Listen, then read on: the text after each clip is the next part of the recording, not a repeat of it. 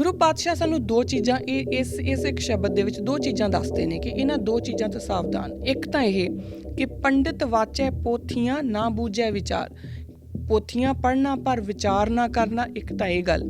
ਦੂਸਰੀ ਗੱਲ ਜਿਹੜੀ ਹੈ ਉਹ ਹੈ ਅੰਨ ਕੋ ਮੱਤੀ ਦੇ ਚਲੇ ਮਾਇਆ ਕਾ ਵਪਾਰ, ਕਿ ਬਾਕੀਆਂ ਨੂੰ ਤਾਂ ਸਾਰਿਆਂ ਨੂੰ ਮੱਤ ਦੇਈ ਜਾਂਦੀ। ਜਿਵੇਂ ਮੈਂ ਇੱਥੇ ਖੜੀ ਹੋ ਕੇ ਬੋਲੀ ਜਾਵਾਂ ਜਾਂ ਆਪਣਾ ਡਿਸਕਸ਼ਨ ਕਰੀ ਜਾਵਾਂ, ਜੋ ਵੀ ਬੋਲਦੀ ਹਾਂ, ਔਰ ਖੁਦ ਮੈਂ ਉਹਦੇ 'ਤੇ ਅਮਲ ਨਾ ਕਰਾਂ ਤਾਂ ਇਹ ਮਾਇਆ ਦਾ ਵਪਾਰ ਹੋ ਜਾਊਗਾ। ਪੰਡਿਤ ਵਾਚੈ ਪੋਥੀਆਂ ਨਾ ਬੂਝੈ ਵਿਚਾਰ, ਇਹ ਜਿਹੜੀ ਚੀਜ਼ ਆਪਾਂ ਇਹਨੂੰ ਡੀਕੋਡੀਫਾਈ ਜਾਂ ਡੀਕਨਸਟਰਕਟ ਕਰਨ ਦੀ ਕੋਸ਼ਿਸ਼ ਕਰੀਏ ਕਿ ਗੁਰੂ ਪਾਤਸ਼ਾਹ ਵਿਚਾਰ ਦੇ ਉੱਤੇ ਬੜੀ ਇੰਪੋਰਟੈਂਸ ਦਿੰਦੇ ਆ ਕਿ ਤੁਸੀਂ ਕੋਈ ਪੰਡਿਤ ਜਿਹੜਾ ਪੋਥੀਆਂ ਪੜ੍ਹ ਰਿਹਾ ਪਰ ਉਹ ਵਿਚਾਰ ਨਹੀਂ ਕਰ ਰਿਹਾ। ਔਰ ਇਹ ਗੱਲ ਆਪਾਂ ਐਜ਼ ਅ ਸਿੱਖ ਆਪਣੇ ਉੱਤੇ ਲਾ ਕੇ ਦੇਖੀਏ ਕਿ ਅਸੀਂ ਬਾਣੀ ਪੜ੍ਹੀ ਜਾਈਏ ਪਰ ਬਾਣੀ ਦੇ ਵਿੱਚੋਂ ਵਿਚਾਰ ਨਾ ਲਈਏ ਤਾਂ ਉਹ ਸਾਡੇ ਵਾਸਤੇ ਓਨਾ ਹੀ ਘਾਤਕ ਹੈ ਜਿੰਨਾ ਇੱਥੇ ਗੁਰੂ ਮਹਾਰਾਜ ਪੰਡਿਤ ਬਾਰੇ ਗੱਲ ਕਰ ਰਹੇ ਆ। ਸਾਡਾ ਜਿਹੜਾ ਵਿਚਾਰ ਹੈ ਉਹ ਸਾਡਾ ਆਚਾਰ ਬਦਲਣ ਦੀ ਹਿੰਮਤ ਰੱਖਦੇ ਨੇ।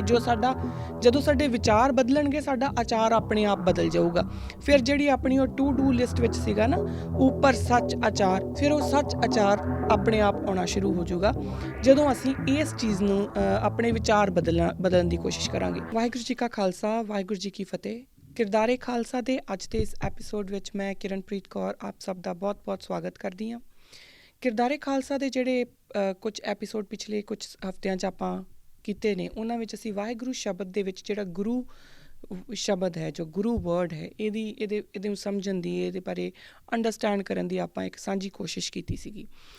ਔਰ ਜਿੱਥੋਂ ਤੱਕ ਮੈਨੂੰ ਲੱਗਦਾ ਕਿ ਅੱਜ ਵਾਲਾ ਜਿਹੜਾ ਐਪੀਸੋਡ ਆ ਮੈਂ ਕੋਸ਼ਿਸ਼ ਕਰੂੰਗੀ ਕਿ ਇਹਦੇ ਵਿੱਚ ਆਪਾਂ ਗੁਰੂ ਸ਼ਬਦ ਦੀ ਜਿਹੜੀ ਜੋ ਡਿਸਕਸ਼ਨ ਆ ਇਹਨੂੰ ਅੱਜ ਆਪਾਂ ਸਮੇਟ ਸਕੀਏ ਤਾਂ ਕਿ ਆਪਾਂ ਅੱਗੇ ਚੱਲੀਏ। ਖੈਰ, ਜਿਹੜੇ ਪਿਛਲੇ ਐਪੀਸੋਡ ਜਿਹੜਾ ਲਾਸਟ ਵੀਕ ਆਪਾਂ ਐਪੀਸੋਡ ਕੀਤਾ ਸੀ ਉਹਦੇ ਵਿੱਚ ਅਸੀਂ ਗੁਰੂ ਨਾਨਕ ਪਾਤਸ਼ਾਹ ਵੱਲੋਂ ਜਿਹੜੇ ਇੱਕ ਦਿੱਤੇ ਹੋਏ ਸਾਨੂੰ ਬਲੂ ਪ੍ਰਿੰਟ ਆ, ਉਹਨਾਂ ਬਲੂ ਪ੍ਰਿੰਟਸ ਦੇ ਅਕੋਰਡਿੰਗ ਆਪਾਂ ਇੱਕ ਟੂ ਡੂ ਲਿਸਟ ਬਣਾਈ ਸੀਗੀ, ਲਿਸਟ ਬਣਾਉਣ ਦੀ ਇੱਕ ਕੋਸ਼ਿਸ਼ ਕੀਤੀ ਸੀਗੀ। ਉਸ ਲਿਸਟ ਦੇ ਵਿੱਚ ਜਿਹੜੀਆਂ 3 ਚੀਜ਼ਾਂ ਮੇਨ ਚੀਜ਼ਾਂ ਜਿਹੜਾ ਆਪਾਂ ਡਿਸਕਸ ਕਰਦੇ ਆ ਰਹੇ ਉਹਨਾਂ ਬਾਰੇ ਮੈਂ ਗੱਲ ਕੀਤੀ ਸੀਗੀ ਕਿ ਉਹ 3 ਚੀਜ਼ਾਂ ਆਪਾਂ ਕੋਸ਼ਿਸ਼ ਕਰੀਏ ਕਿ ਉਹ ਚੀਜ਼ਾਂ ਆਪਣੇ ਕਿਰਦਾਰ ਦੇ ਵਿੱਚ ਆਪਾਂ ਲੈ ਆਈਏ ਤਾਂ ਉਸ ਤੋਂ ਜਿਹੜਾ ਫਿਰ ਅਗਲਾ ਸਟੈਪ ਹੈ ਉਹ ਸਾਨੂੰ ਸ਼ਬਦ ਗੁਰੂ ਵੱਲ ਜਿਹੜਾ ਕਦਮ ਚੁੱਕਣ ਨਾਲ ਜਿਹੜਾ ਈਜ਼ੀ ਹੋ ਜਾਊਗਾ। ਕਿਉਂਕਿ ਜੇ ਆਪਾਂ ਇੱਕ ਕਦਮ ਚੱਕਾਂਗੇ ਨਾ ਤਾਂ ਗੁਰੂ ਪਾਤਸ਼ਾਹ ਆਪਣੇ ਆਪ ਸਾਨੂੰ ਹੋਰ ਸੇਧ ਦੇ ਕੇ ਆਪਣੇ ਵੱਲ ਕਰਦੇ ਜਾਣਗੇ। ਫਿਰ ਜਿਹੜਾ ਸ਼ਬਦ ਗੁਰੂ, ਹਮੇਸ਼ਾ ਜਿਹੜਾ ਸਵਾਲ ਆਉਂਦਾ ਕਿ ਸ਼ਬਦ ਗੁਰੂ ਹੈ ਕੀ, ਕੌਣ ਹੈ, ਕਿੱਥੇ ਆ, ਕਿਵੇਂ ਮਿਲੀਏ, ਉਹ ਸਾਰੇ ਸਵਾਲ ਜਿਹੜੇ ਮੈਨੂੰ ਲੱਗਦਾ ਆਟੋਮੈਟਿਕਲੀ ਸਾਡੇ ਜਿਹੜੇ ਹੱਲ ਹੋਣੇ ਸ਼ੁਰੂ ਹੋ ਜਾਂਦੇ ਆ। ਕਿਉਂਕਿ ਇਹ ਗੱਲ ਮੈਂ ਆਪਾਂ ਪਿਛਲੇ ਕੁਝ ਸਮੇਂ ਤੋਂ ਕਰਦੇ ਆ ਰਹੇ ਹਾਂ ਕਿ ਜੋ ਸ਼ਬਦ ਗੁਰੂ ਹੈ ਨਾ, ਇਸ ਨੂੰ ਸਮਝਣਾ ਬੇਸਿਕਲੀ ਇਹ ਪ੍ਰੈਕਟੀਕਲ ਮੁੱਦਾ ਹੈ, ਨਾ ਕਿ ਥਿਓਰੈਟੀਕਲੀ ਆਪਾਂ ਸਿਰਫ ਇੱਕ ਡਿਸਕਸ਼ਨ ਕਰ ਸਕਦੇ ਹਾਂ ਔਰ ਉਹ ਆਪਾਂ ਡਿਸਕਸ਼ਨ ਕਰ ਰਹੇ ਹਾਂ। ਪ੍ਰੈਕਟੀਕਲ ਜਦ ਤੱਕ ਆਪਾਂ ਨਹੀਂ ਕਰਦੇ, step by step layer by layer ਆਪਾਂ ਨਹੀਂ ਚੱਲਦੇ, ਤਦ ਤੱਕ ਨਹੀਂ ਹੋ ਸਕਦਾ। ਇਹ ਪੋਸੀਬਲ ਨਹੀਂ ਆ ਕਿ ਤੁਸੀਂ ਆਪਣੀ ਜਿਹੜਾ ਤੁਸੀਂ ਕੋਈ ਇੱਕ ਜੰਮਦਾ ਬੱਚਾ ਜਿਹੜਾ ਹੈਗਾ ਉਹ ਕਾਲਜ ਕਲੀਅਰ ਕਰ ਜੇ, ਇਹ ਪੋਸੀਬਲ ਨਹੀਂ ਆ। ਸ਼ਬਦ ਗੁਰੂ ਤੱਕ ਪਹੁੰਚਣਾ ਮੈਨੂੰ ਲੱਗਦਾ ਕਿ ਕਾਲਜ ਲੈਵਲ ਦੀ ਗੱਲ ਹੋਊਗੀ। ਪਹਿਲਾਂ ਆਪਾਂ ਆਪਣੀਆਂ ਜਿਹੜੀਆਂ ਬੁਨਿਆਦਾਂ ਆ ਉਹ ਸਟਰੋਂਗ ਕਰਨੀਆਂ ਸ਼ੁਰੂ ਕਰੀਏ, ਫਿਰ ਆਪਣੇ ਆਪ ਹੀ ਪ੍ਰੈਕਟੀਕਲ ਲੈਵਲ ਦੇ ਉੱਤੇ ਆਪਾਂ ਉਸ ਲੈਵਲ ਤੱਕ ਪਹੁੰਚ ਜਾਵਾਂਗੇ। ਜਿਹੜੀ ਸਾਡੀ ਉਹ 3 ਟੂ ਡੂ ਲਿਸਟ ਬਣਾਈ ਸੀਗੀ, ਉਹਦੇ ਵਿੱਚ ਜਿਹੜੀ ਫਸਟ ਪੁਆਇੰਟ ਸੀਗਾ ਉਹ ਸੀਗਾ ਕਿ ਆਪਾਂ ਹਰ ਤਰ੍ਹਾਂ ਦੇ ਕਰਮ ਕਾਂਡ ਜਾਂ ਗਿਆਨ ਕਾਂਡ ਜਾਂ ਕਿਸੇ ਤਰ੍ਹਾਂ ਦੇ ਵੀ ਕਾਂਡ ਦੇ ਵਿੱਚੋਂ ਜਿਹੜੀ ਹੋਣ ਵਾਲੀ ਸਾਡੀ ਈਗੋ ਹੈ, ਜਿਹਦੇ ਵਿੱਚ ਮੈਨੂੰ ਇਹ ਲੱਗਦਾ ਕਿ ਮੈਂ ਕਰ ਲਿਆ ਜਾਂ ਜਦੋਂ ਮੈਂ ਕਰਤਾ ਬਣ ਜਾਂਦੀ ਹਾਂ, ਆਪਾਂ ਹੌਲੀ ਹੌਲੀ ਉਸ ਈਗੋ ਨੂੰ ਮਾਈਨਸ ਕਰਨਾ ਸ਼ੁਰੂ ਕਰੀਏ ਜਾਂ ਉਹਨੂੰ ਕਹੀਏ ਕਿ ਉਹਨੂੰ ਥੋੜ੍ਹਾ ਜਿਹਾ ਘਟਾਉਣਾ ਸ਼ੁਰੂ ਕਰੀਏ। ਹੌਲੀ ਹੌਲੀ ਆਪਾਂ ਇਹ ਸਮਝਣਾ ਸ਼ੁਰੂ ਕਰੀਏ ਕਿ ਚਾਹੇ ਮੈਂ ਜਿੰਨਾ ਵੀ ਪੜ੍ਹ ਲਵਾਂ, ਕਿਉਂਕਿ ਜਦੋਂ ਵੀ ਇਹ ਗੱਲਾਂ ਆਪਾਂ ਕਰ ਚੁੱਕੇ ਹਾਂ, ਜੋ ਵੀ ਆਪਾਂ ਕਰਮ ਕਾਂਡ ਕਰਦੇ ਹਾਂ ਜਾਂ ਜਿਹੜੇ ਯੋਗੀ ਜਾਂ ਸਿੱਧ ਜਿਹੜੇ ਆਪਣੀ ਬਾਡੀ ਉੱਪਰ ਜੋ ਹੰਡਾਉਂਦੇ ਆ, ਉਸ ਤੋਂ ਬਾਅਦ ਉਹ ਇੱਕ ਈਗੋ ਨੂੰ ਨਾਲ ਅਟੈਚ ਕਰ ਲੈਂਦੇ ਆ। ਫਸਟ ਟੂ ਡੂ ਲਿਸਟ ਇਹ ਸੀਗਾ ਕਿ ਆਪਾਂ ਆਪਣੇ ਅੰਦਰ ਜਿਹੜੀ ਇੱਕ ਕਰਤਾ ਦੇ ਹੋਣ ਦੇ ਕਰਕੇ ਕਿ ਮੈਂ ਡੂਅਰ ਹਾਂ, ਮੈਂ ਕਰ ਲਿਆ, ਉਹਦੇ ਨਾਲ ਆਉਣ ਵਾਲੀ ਜਿਹੜੀ ਈਗੋ ਆ ਉਹਨੂੰ ਮਾਈਨਸ ਕਰਨਾ ਸ਼ੁਰੂ ਕਰੀਏ। ਦੂਸਰਾ ਪੁਆਇੰਟ ਜਿਹੜਾ ਸੀਗਾ ਉਹ ਸੀਗਾ ਕਿ ਸੱਚ ਨੂੰ ਆਪਣੀ ਜ਼ਿੰਦਗੀ ਦਾ ਹਿੱਸਾ ਬਣਾਈਏ। ਜਿਹੜਾ ਨਾ ਸਿਰਫ ਕਿ ਸੱਚ, ਜਿਹੜਾ ਸੱਚੋ ਉਰੇ ਸਭ ਕੋ ਉੱਪਰ ਸੱਚ ਆਚਾਰ, ਉਹ ਜਿਹੜਾ ਸੱਚ ਆਚਾਰ ਹੈ ਨਾ, ਜੋ ਆਚਾਰ ਦੇ ਵਿੱਚ ਸੱਚਾਈ ਲੈ ਕੇ ਆਉਣਾ, ਉਹ ਦੂਸਰਾ ਪੁਆਇੰਟ ਮੈਨੂੰ ਲੱਗਦਾ ਬੜਾ ਇੰਪੋਰਟੈਂਟ ਸੀ। ਇਹਨਾਂ 2 ਪੁਆਇੰਟਸ ਇਹ ਟੂ ਡੂ ਲਿਸਟ ਦੇ ਵਿੱਚ ਅਗਲਾ ਜਿਹੜਾ ਤੀਸਰਾ ਪੁਆਇੰਟ ਸੀਗਾ ਉਹ ਇਹ ਸੀ ਕਿ ਜੋ ਕੁਝ ਵੀ ਹੋਇਆ ਜਾਂ ਹੋ ਰਿਹਾ ਉਹਨੂੰ ਆਪਾਂ ਹੁਕਮ ਦੇ ਵਿੱਚ ਮੰਨੀਏ। ਇਹ ਮੰਨੀਏ ਕਿ ਜੋ ਮੈਂ ਕਰ ਰਿਹਾ ਜਾਂ ਜੋ ਇਸ ਬਾਡੀ ਜਿਹੜੀ ਇਹ ਕਰਮ ਭੂਮੀ ਹੈ ਇਹਦੇ 'ਤੇ ਜੋ ਵੀ ਹੋ ਰਿਹਾ ਉਹ ਉਸ ਦੇ ਹੁਕਮ 'ਚ ਹੋ ਰਿਹਾ, ਚੰਗਾ ਵੀ ਬੁਰਾ ਵੀ। ਔਰ ਜਦੋਂ ਆਪਾਂ ਇਹ ਸਮਝਣਾ ਸ਼ੁਰੂ ਕਰਾਂਗੇ ਨਾ, ਫਿਰ ਸਾਨੂੰ ਇਹ ਗੱਲ ਸਮਝ ਆਉਣੀ ਸ਼ੁਰੂ ਹੋਊਗੀ ਕਿ ਹਰ ਇੱਕ ਜਿਹੜਾ ਜੀਵ ਤੁਰਿਆ ਫਿਰ ਰਿਹਾ ਇੱਥੇ, ਜੋ ਮੈਨੂੰ ਮਿਲ ਰਿਹਾ, ਚਾਹੇ ਉਹ ਮੇਰਾ ਸੱਜਣ ਹੈ, ਚਾਹੇ ਉਹ ਮੇਰਾ ਦੁਸ਼ਮਣ ਹੈ, ਚਾਹੇ ਉਹ ਜੋ ਵੀ ਹੈ। ਫਿਰ ਦੁਸ਼ਮਣ ਵਾਲੀ ਸ਼ਾਇਦ ਮੈਨੂੰ ਲੱਗਦਾ ਕੋਈ ਉਹ ਗੱਲ ਰਹਿੰਦੀ ਨਹੀਂ, ਉਸ ਸਥਿਤੀ ਵਿੱਚ ਹੀ ਨਹੀਂ ਆਪਾਂ ਰਹਾਂਗੇ, ਆਪਾਂ ਉਸ ਤੋਂ ਅੱਗੇ ਚੱਲ ਪਾਂਗੇ, ਕਿਉਂਕਿ ਫਿਰ ਅਸੀਂ ਇਹ ਸਮਝਣਾ ਸ਼ੁਰੂ ਕਰਾਂਗੇ ਕਿ ਹਰ ਇੱਕ ਦੇ ਵਿੱਚ ਇੱਕੋ ਹੀ ਜੋਤ ਜਿਹੜੀ ਆ ਉਹ ਪਸਾਰਾ ਕਰ ਰਹੀ ਆ, ਇੱਕੋ ਹੀ ਜੋਤ ਜਿਹੜੀ ਆ ਵਰਤ ਰਹੀ ਆ। ਫਿਰ ਸਾਨੂੰ ਇੱਕ ਦੂਜੇ ਨਾਲ ਕੜੱਤਣ ਨਹੀਂ ਰਹੂਗੀ। ਉਹ ਕੜੱਤਣ ਆਉਂਦੀ ਹੀ ਉਦੋਂ ਆ ਜਦੋਂ ਮੈਨੂੰ ਇਹ ਲੱਗਦਾ ਕਿ ਮੈਂ ਤਾਂ ਇਹ ਕਹਿ ਰਿਹਾ ਸੀਗਾ, ਜਿਹੜਾ ਮੇਰੇ ਓਪੋਜ਼ਿਟ ਆ ਇਹ ਮੇਰਾ ਦੁਸ਼ਮਣ ਆ, ਉਹ ਦੁਸ਼ਮਣੀ ਆਉਂਦੀ ਹੀ ਉਦੋਂ ਆ। ਹੁਣ ਫਿਰ ਇੱਕ ਫਾਈਨਲ ਗੱਲ ਇਹ ਕੀਤੀ ਸੀਗੀ ਕਿ ਜਿਹੜੀ ਦੁਸ਼ਮਣੀ ਆ, ਇਹ ਨਾ ਹੋਵੇ ਕਿ ਤੁਸੀਂ ਇਹ ਸੋਚੋ ਕਿ ਨਹੀਂ ਜੋ ਵੀ ਹੋ ਰਿਹਾ ਉਹਦੇ ਭਾਣੇ 'ਚ ਹੋ ਰਿਹਾ, ਔਰ ਜੋ ਮੈਂ ਕਿਸੇ ਦੇ ਨਾਲ, ਉਹ ਕੜੱਤਣ ਨਹੀਂ ਹੁੰਦੀ। ਜਦੋਂ ਤੁਸੀਂ ਸੱਚ ਲਈ ਖੜ੍ਹੇ ਹੁੰਦੇ ਆ ਨਾ, ਸੱਚ ਲਈ ਖੜ੍ਹੇ ਹੋ ਕੇ ਜਾਬਰ ਦਾ ਜਿਹੜਾ ਤੁਹਾਨੂੰ ਇੱਕ ਸਾਹਮਣਾ ਕਰਨਾ, ਉਹ ਵੀ ਉਹ ਸੱਚ ਆਚਾਰ ਦੀ ਹੀ ਗੱਲ ਆ। ਤੁਸੀਂ ਜਾਬਰ ਦਾ ਸਾਹਮਣਾ ਕਰ ਹੀ ਉਦੋਂ ਸਕਦੇ ਹੋ ਜਦੋਂ ਤੁਹਾਡੇ ਆਪਣੇ ਆਚਾਰ ਦੇ ਵਿੱਚ ਸੱਚਾਈ ਆ। ਸੋ ਆਪਾਂ ਉਸ ਲੈਵਲ ਦੇ ਉੱਤੇ ਇਹ ਤਿੰਨੇ ਟੂ ਡੂ ਲਿਸਟ ਵਿੱਚ ਆਪਾਂ ਗੱਲ ਕੀਤੀ ਸੀਗੀ ਕਿ ਇਹ 3 ਚੀਜ਼ਾਂ ਆਪਾਂ ਕਰ ਲਈਏ। ਉਹ ਗੁਰੂ ਪਾਤਸ਼ਾਹ ਦੇ ਜਿਹੜੇ ਇੱਕੋ ਹੀ ਸ਼ਬਦ ਲੈ ਕੇ ਅਸੀਂ ਉਹਦੇ ਵਿੱਚੋਂ ਇਹ 3 ਚੀਜ਼ਾਂ ਕੱਢੀਆਂ ਸੀਗੀਆਂ। ਫਿਰ ਉਸ ਤੋਂ ਬਾਅਦ ਜਿਸ ਜਗ੍ਹਾ ਦੇ ਉੱਤੇ ਜਾ ਕੇ ਪਿਛਲਾ ਐਪੀਸੋਡ ਮੈਂ ਸਮਾਪਤ ਕੀਤਾ ਸੀ ਔਰ ਇਹ ਵਾਅਦਾ ਕੀਤਾ ਸੀਗਾ ਕਿ ਆਪਾਂ ਇਹ ਤੋਂ ਅੱਗੇ ਚੱਲਾਂਗੇ, ਉਹ ਇਹ ਸੀਗਾ ਕਿ ਗੁਰੂ ਪਾਤਸ਼ਾਹ ਫਿਰ ਸਾਨੂੰ ਹੱਲ ਕੀ ਦਿੰਦੇ ਨੇ, ਸਾਨੂੰ ਕਿਸ ਤਰੀਕੇ ਨਾਲ ਗੁਰਬਾਣੀ ਨੂੰ ਸਮਝਣ ਬਾਰੇ ਕਹਿੰਦੇ ਨੇ। ਤਾਂ ਉਹਦੇ ਵਾਸਤੇ ਪਹਿਲੀ ਗੱਲ ਇਹ ਸਮਝਣੀ ਜ਼ਰੂਰੀ ਆ ਕਿ ਉਹਨਾਂ ਨੇ ਸਾਨੂੰ ਅਲਾਰਮ ਕਿੱਥੇ ਕੀਤਾ ਆ, ਉਹਨਾਂ ਨੇ ਸਾਨੂੰ ਕੋਸ਼ਿਸ਼ ਕਿੱਥੇ ਕੀਤਾ ਕਿ ਇਹਨਾਂ ਚੀਜ਼ਾਂ ਤੋਂ ਖਬਰਦਾਰ। ਤਾਂ ਉਹ ਸੀਗਾ ਪੰਡਿਤ ਵਾਚੈ ਪੋਥੀਆਂ ਨਾ ਬੂਝੈ ਵਿਚਾਰ, ਅੰਨ ਕੋ ਮਤੀ ਦੇ ਚਲੇ ਮਾਇਆ ਕਾ ਵਪਾਰ। ਇੱਥੇ ਮੈਂ ਪਿਛਲੀ ਵਾਰੀ ਖਤਮ ਕੀਤਾ ਸੀਗਾ, ਆਪਣਾ ਸਮਾਪਤੀ ਕੀਤੀ ਸੀਗੀ ਆਪਣੇ ਡਿਸਕਸ਼ਨ ਦੀ। ਆਪਾਂ ਅਜੇ ਤੋਂ ਹੀ ਅੱਗੇ ਚੱਲਣਾ ਆ।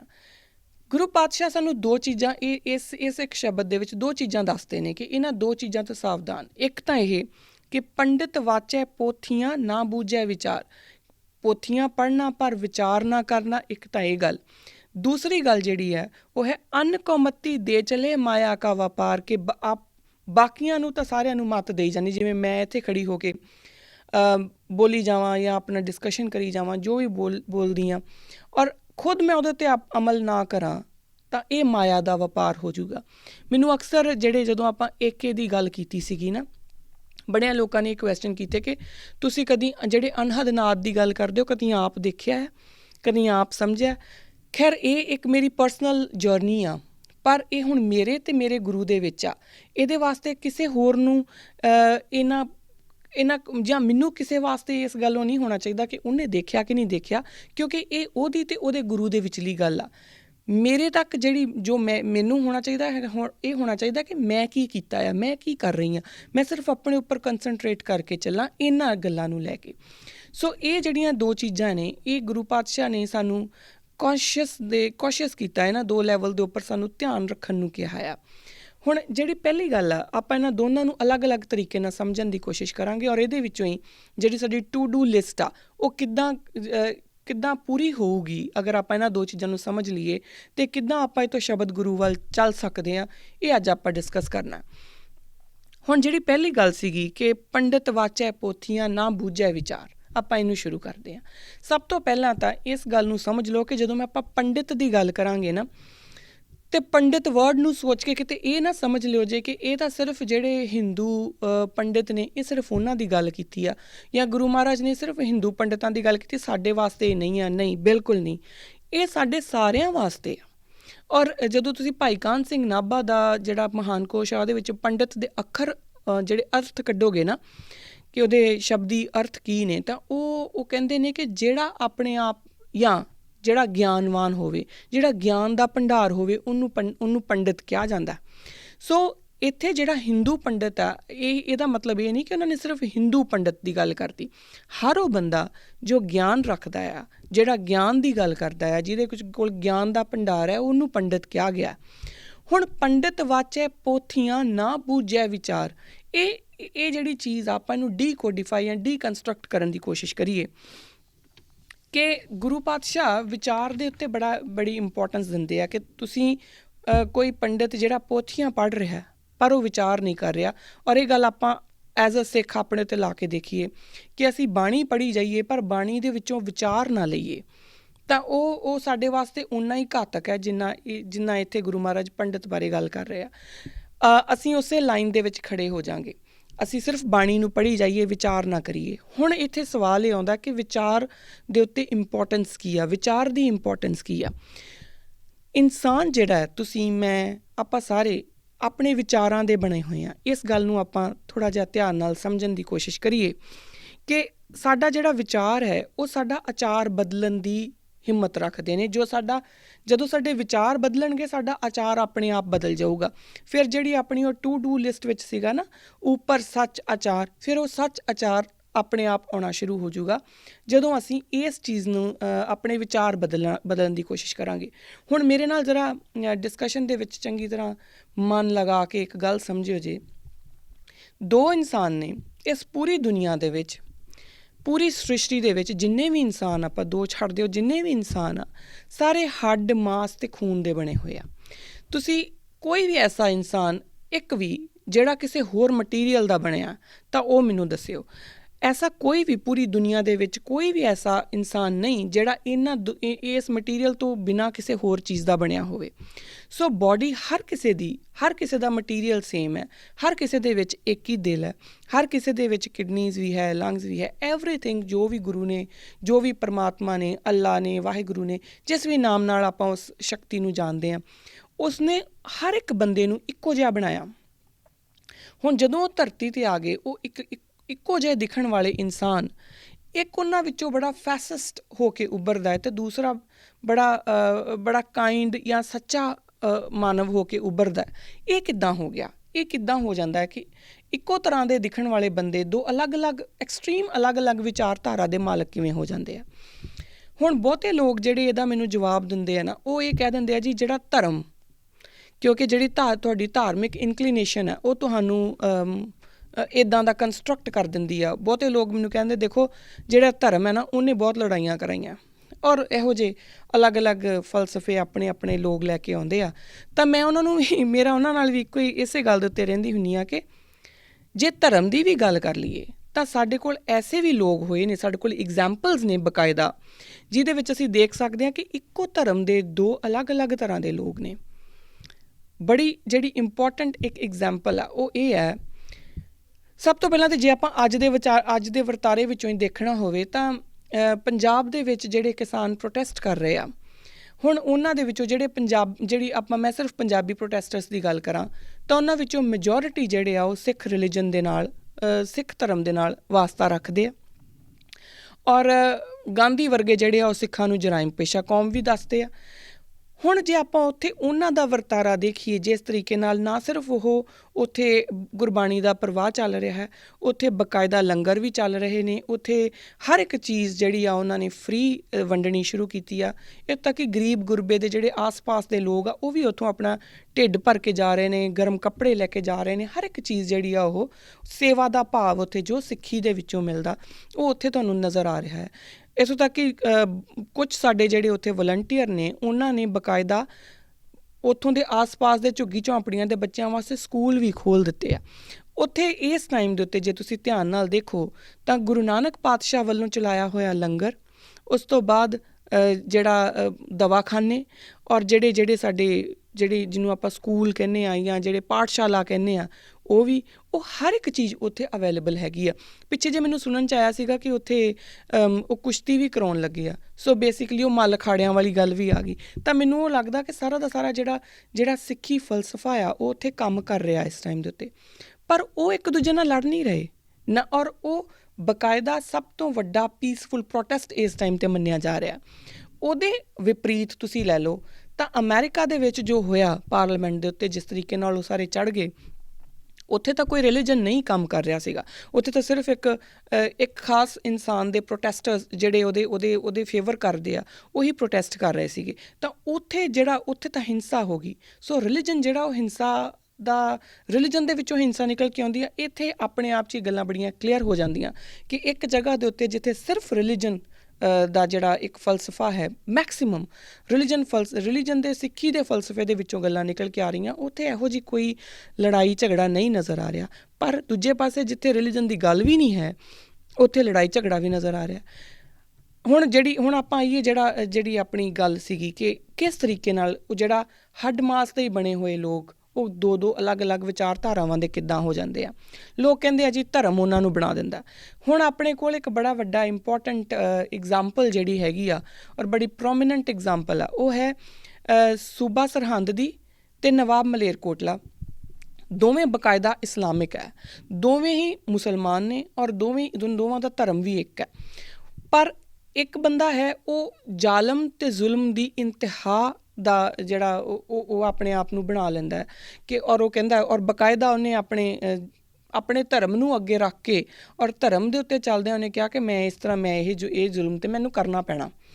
ਉਹਦੇ ਅਗੇਂਸਟ ਨਵਾਬ ਮਲੇਰਕੋਟਲਾ ਹੈ ਜਿਹੜੇ ਉਹ ਕਹਿੰਦੇ ਆ ਕਿ ਬੇਸ਼ੱਕ ਜਿਹੜੀ ਮੇਰੀ ਇਹਨਾਂ ਦੇ ਬਾਪ ਦੇ ਨਾਲ ਗੁਰੂ ਗੋਬਿੰਦ ਸਿੰਘ ਪਾਤਸ਼ਾਹ ਦੇ ਨਾਲ ਜਿਹੜੀ ਦੁਸ਼ਮਣੀ ਆ ਉਹ ਚੱਲਦੀ ਰਹੂਗੀ, ਪਰ ਮੇਰਾ ਇਸਲਾਮ ਮੇਰਾ ਧਰਮ ਮੈਨੂੰ ਬੱਚਿਆਂ ਦੇ ਉੱਤੇ ਜ਼ੁਲਮ ਕਰਨ ਦੀ ਇਜਾਜ਼ਤ ਨਹੀਂ ਦਿੰਦਾ। ਹੁਣ ਇਹ ਦੋ ਅਲੱਗ-ਅਲੱਗ ਤਰ੍ਹਾਂ ਦੇ ਬੰਦੇ ਨੇ, ਹੈ ਉਹਨਾਂ ਦਾ ਧਰਮ ਦੋਵਾਂ ਦਾ ਇੱਕੋ ਹੀ ਹੈ। ਸੋ ਇੱਥੋਂ ਇਹ ਗੱਲ ਸਮਝ ਲਈਏ ਕਿ ਧਰਮ ਜਿਹੜਾ ਇਕੱਲਾ ਇੱਕ ਵਰਡ ਧਰਮ ਹੈ ਨਾ, ਉਹ ਇੱਕ ਤਰ੍ਹਾਂ ਦੀ ਵਿਚਾਰਧਾਰਾ ਨਹੀਂ ਦੇ ਰਿਹਾ। ਸੋ ਫਰਕ ਕਿੱਥੇ ਆ, ਸਾਨੂੰ ਇਹ ਦੇਖਣਾ ਇੱਥੇ ਜ਼ਰੂਰੀ ਆ ਕਿ ਫਰਕ ਕੀ ਆ। ਦੋਵੇਂ ਹੱਡ ਮਾਸ ਦੇ ਨੇ ਔਰ ਦੋਵਾਂ ਦਾ ਜਿਹੜਾ ਬਿਲਡਿੰਗਸ ਮਟੀਰੀਅਲ ਆ ਉਹ ਸੇਮ ਆ, ਦੋਵੇਂ ਆਦਮੀ ਹੀ ਹੈ। ਐਸਾ ਵੀ ਨਹੀਂ ਕਿ ਇੱਕ ਆਦਮੀ ਇੱਕ ਔਰਤ ਆ, ਨਹੀਂ, ਦੋਵੇਂ ਆਦਮੀ ਹੀ ਹੈ ਔਰ ਦੋਨਾਂ ਦਾ ਧਰਮ ਵੀ ਇੱਕੋ ਹੀ ਹੈ। ਪਰ ਫਿਰ ਡਿਫਰੈਂਸ ਕਿੱਥੇ ਆ ਗਿਆ ਹੈ ਨਾ, ਉਹਨਾਂ ਦਾ ਫਰਕ ਕੀ ਆ, ਉਹਨਾਂ ਦੇ ਜਿਹੜਾ ਆਚਾਰ ਆ, ਜਿਹੜਾ ਉਹਨਾਂ ਦਾ ਵਰਤਾਰਾ ਆ, ਉਹ ਅਲੱਗ-ਅਲੱਗ ਕਿਉਂ ਹੋ ਗਿਆ। ਤਾਂ ਉੱਥੇ ਫਰਕ ਆਉਂਦਾ ਆ ਤੁਹਾਡੇ ਵਿਚਾਰਾਂ ਦਾ। ਇੱਕ ਦੇ ਵਿਚਾਰ ਕਿਹੋ ਜਿਹੇ ਨੇ, ਦੂਸਰੇ ਦੇ ਵਿਚਾਰ ਕਿਹੋ ਜਿਹੇ ਨੇ, ਉਹਨਾਂ ਦਾ ਫਰਕ ਆਉਂਦਾ। ਇਸ ਕਰਕੇ ਜਿਹੜਾ ਵਿਚਾਰ ਹੈ ਉਹਨੂੰ ਗੁਰੂ ਮਹਾਰਾਜ ਨੇ ਇੰਨੀ ਜ਼ਿਆਦਾ ਇੰਪੋਰਟੈਂਸ ਦਿੱਤੀ ਆ। ਤੁਸੀਂ ਕੁਝ ਵੀ ਹੋ ਸਕਦੇ ਹੋ, ਤੁਸੀਂ ਹਿੰਦੂ ਹੋ ਸਕਦੇ ਹੋ, ਤੁਸੀਂ ਸਿੱਖ ਹੋ ਸਕਦੇ ਹੋ, ਮੁਸਲਮਾਨ, ਈਸਾਈ, ਤੁਸੀਂ ਨਾਰੀਵਾਦੀ ਹੋ ਸਕਦੇ ਹੋ, ਤੁਸੀਂ ਪੁਰਸ਼ਵਾਦੀ ਹੋ ਸਕਦੇ ਹੋ, ਤੁਸੀਂ ਕਿਸੇ ਤਰ੍ਹਾਂ ਦੀ ਵੀ ਤੁਸੀਂ ਮਾਰਕਸਵਾਦੀ ਹੋ ਸਕਦੇ ਹੋ, ਤੁਸੀਂ ਆਸਤਕ ਹੋ ਸਕਦੇ ਹੋ, ਨਾਸਤਕ ਹੋ ਸਕਦੇ ਹੋ। ਪਰ ਕੋਈ ਵੀ ਚੀਜ਼ ਜਿਹੜੀ ਹੈ ਤੁਹਾਡਾ ਜੋ ਵੀ ਤੁਸੀਂ ਹੈਗੇ ਹੋ, ਜੇ ਤੁਹਾਡੇ ਉਹ ਵਿਚਾਰਾਂ ਦੇ ਉੱਤੇ ਉਹ ਤੁਹਾਡੇ ਵਿਚਾਰ ਕਿੱਦਾਂ ਦੇ ਬਣਾਉਂਦੀ ਆ, ਉੱਥੋਂ ਤੁਹਾਡਾ ਆਚਾਰ ਨਿਕਲ ਕੇ ਆਊਗਾ। ਬੇਸਿਕਲੀ ਤੁਹਾਡਾ ਕੁਝ ਵੀ ਹੋ ਜਾਣਾ, ਤੁਹਾਡੇ ਇੱਕ ਲੇਬਲ ਤੁਹਾਡੇ ਨਾਲ ਲੱਗ ਜਾਣਾ, ਉਹ ਤੁਹਾਨੂੰ ਡਿਫਾਈਨ ਨਹੀਂ ਕਰਦਾ। ਤੁਹਾਡਾ ਕਿਰਦਾਰ ਤੁਹਾਨੂੰ ਡਿਫਾਈਨ ਕਰਦਾ, ਤੁਹਾਡਾ ਆਚਾਰ ਤੁਹਾਨੂੰ ਡਿਫਾਈਨ ਕਰਦਾ ਔਰ ਉਹ ਆਚਾਰ ਤੁਹਾਡੇ ਵਿਚਾਰਾਂ 'ਚੋਂ ਨਿਕਲੂਗਾ। ਇਸ ਕਰਕੇ ਗੁਰੂ ਮਹਾਰਾਜ ਨੇ ਸਾਨੂੰ ਵਿਚਾਰਾਂ ਦੀ ਜਿਹੜੀ ਗੋਸ਼ਟੀ ਉਹਦੀ ਇੰਨੀ ਇੰਪੋਰਟੈਂਸ ਸਾਨੂੰ ਦਿੱਤੀ ਆ ਕਿ ਤੁਸੀਂ ਵਿਚਾਰ ਕਿੱਦਾਂ ਦੇ ਹੋਣੇ ਚਾਹੀਦੇ ਆ ਤੁਹਾਡੇ। ਸੋ ਪੰਡਤ ਵਾਚੈ ਪੋਥੀਆਂ ਨਾ ਬੂਝੈ ਵਿਚਾਰ। ਹੁਣ ਇੱਥੋਂ ਤੱਕ ਗੱਲ ਮੈਨੂੰ ਲੱਗਦਾ ਕਿ ਇਹ ਕਲੀਅਰ ਹੋ ਗਈ ਕਿ ਵਿਚਾਰ ਜਿਹੜੇ ਆ ਉਹ ਸਮਝਣੇ ਕਿਉਂ ਜ਼ਰੂਰੀ ਆ। ਸੋ ਜੇ ਤੁਸੀਂ ਸ਼ਬਦ ਗੁਰੂ ਦੇ ਆਪਾਂ ਲੜ ਲੱਗਣ ਦੀ ਗੱਲ ਕਰਦੇ ਹਾਂ ਤਾਂ ਸਭ ਤੋਂ ਪਹਿਲਾਂ ਤਾਂ ਸਾਨੂੰ ਉਹ ਜਿਹੜੇ ਵਿਚਾਰ ਨੇ ਉਹਨਾਂ ਨੂੰ ਬੁੱਝਣਾ ਪੈਣਾ, ਉਹ ਵਿਚਾਰ ਬੁੱਝਣੇ ਪੈਣੇ ਆ। ਪਰ ਇਹਦੇ ਨਾਲ ਹੀ ਹੁਣ ਸਾਨੂੰ ਗੁਰੂ ਮਹਾਰਾਜ ਇੱਕ ਜਗ੍ਹਾ ਦੇ ਉੱਤੇ ਹੋਰ ਕੌਸ਼ੀਅਸ ਕਰ ਦਿੰਦੇ ਆ। ਉਹ ਕੀ ਕਹਿੰਦੇ ਆ, ਉਹ ਕਹਿੰਦੇ ਕੇਤੇ ਪੰਡਿਤ ਜੋਤ ਕੀ ਬੇਦਾ ਕਰੇ ਵਿਚਾਰ, ਵਾਦ ਵਿਰੋਧ ਸਲਾਹਣੇ ਵਾਦੇ ਆਵਣ ਜਾਣ।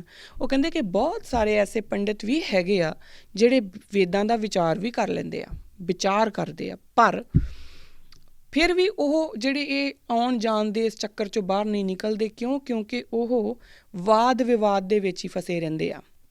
ਹੁਣ ਇਹ ਗੱਲ ਅਗੇਨ ਬੜੀ ਇੰਪੋਰਟੈਂਟ ਆ ਕਿ ਤੁਸੀਂ ਹੋ ਸਕਦਾ ਕਿ ਜੇ ਮੈਂ ਹੁਣ ਇਹਦੇ ਵਿੱਚੋਂ ਹੀ ਸਾਡਾ ਜਿਹੜੀ ਆਪਾਂ ਗੱਲ ਕੀਤੀ ਸੀਗੀ ਫਸਟ ਟੂ ਡੂ ਲਿਸਟ ਵਿੱਚ ਕਿ ਸਾਡੇ ਹੰਕਾਰ ਦੀ ਗੱਲ ਆ ਜਾਂਦੀ ਆ।